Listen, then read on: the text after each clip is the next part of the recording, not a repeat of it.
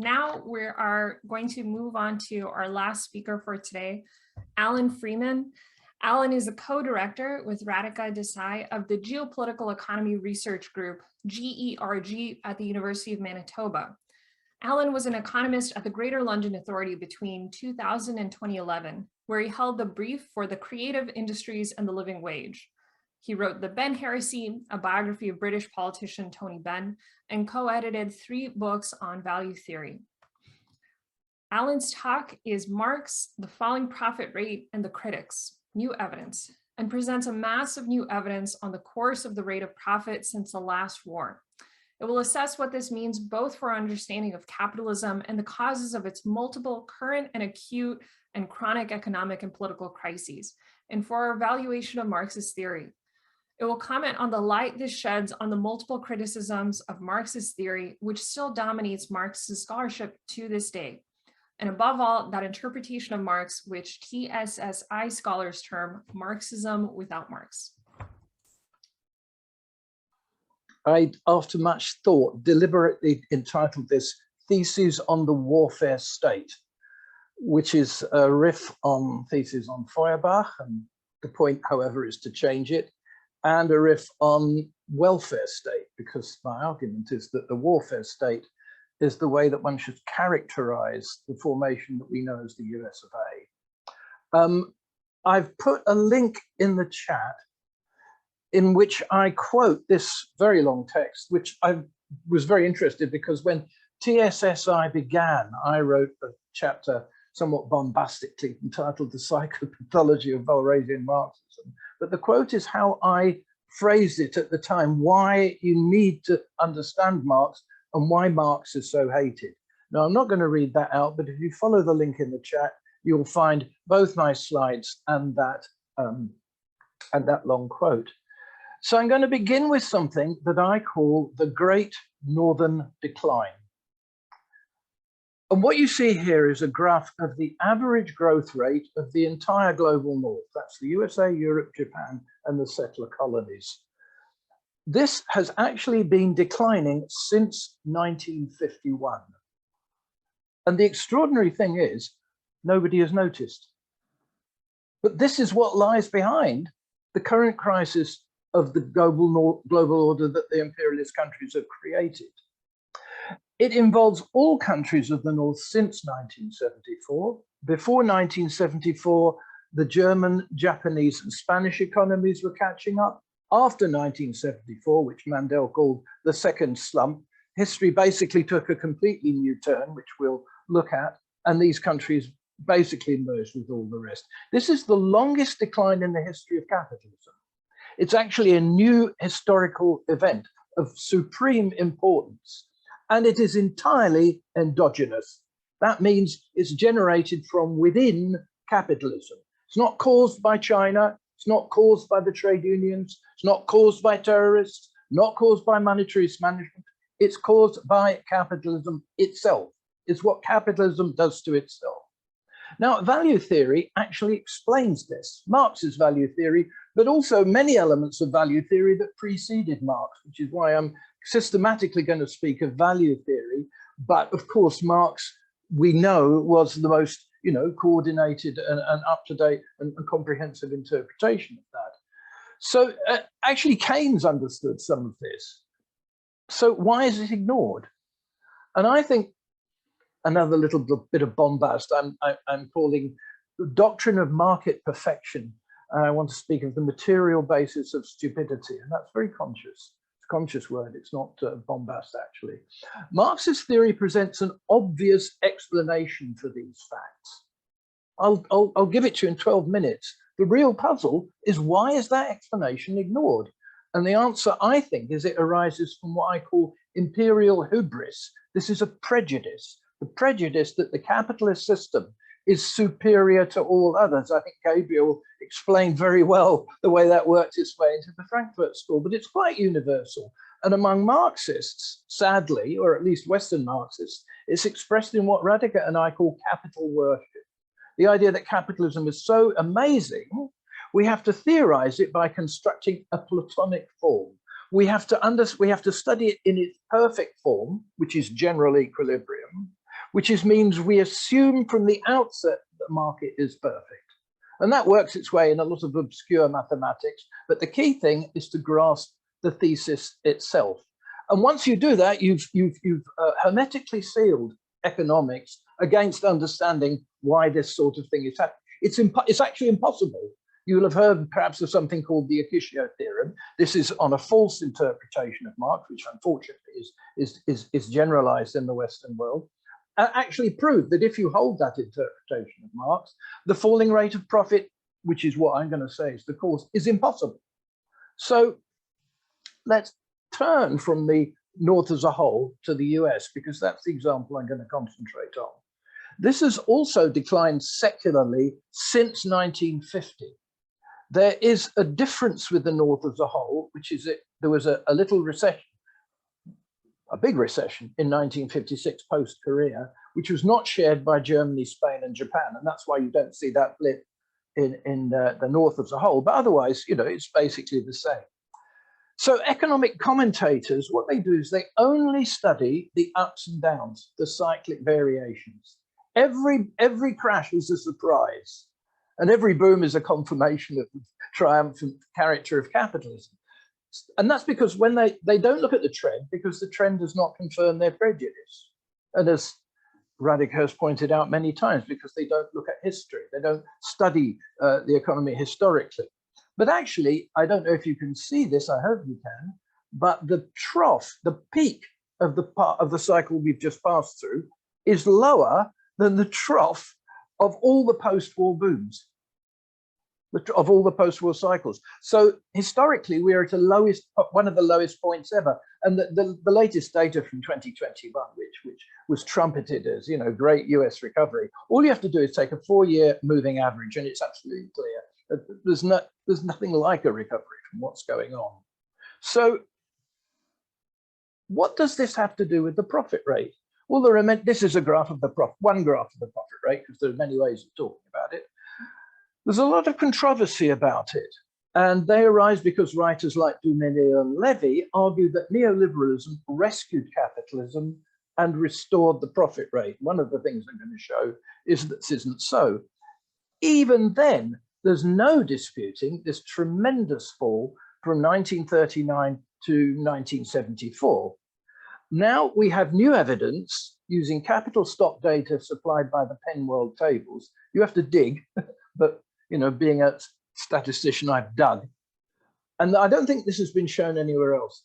This is the maximum profit rate. That's the highest profit rate you can have, because we don't have good data for wages yet, or the operating surplus. The maximum possible profit rate, but it's a good proxy for the profit rate, because wage variations hardly affect the rate of profit at all. I've written something showing that for the USA. You know, this is not the countervailing tendency that overrides the profit rate. So we use the maximum profit rate. There's a remarkably uniform downward trend. And we find this in all countries of the global North. This is the trend in what I call Colonia, the United States, Canada, and Australia. I've missed out poor little New Zealand, but there's no difference there.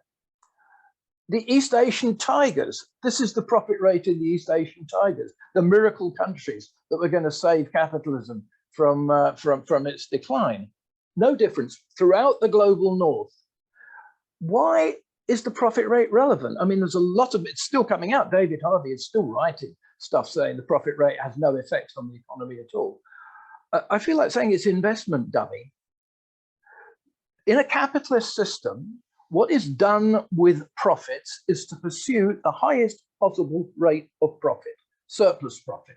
That's the central concept of Marx's Capital, which only Mandel has really drawn out at great length. And I urge everybody who can to read his wonderful 1974 book, not Marx's Political Economy, but the one on late capitalism, where he develops this theory of the use of surplus profit very, very clearly. Capitalism everywhere, capitalists don't look for the average rate of profit, they look for the highest. So the profit is the driver of investment. So all I've done here is I've drawn two graphs, one of investment and one of GDP growth next to the other. And you can see that the decline in GDP growth is tracked by the decline in investment.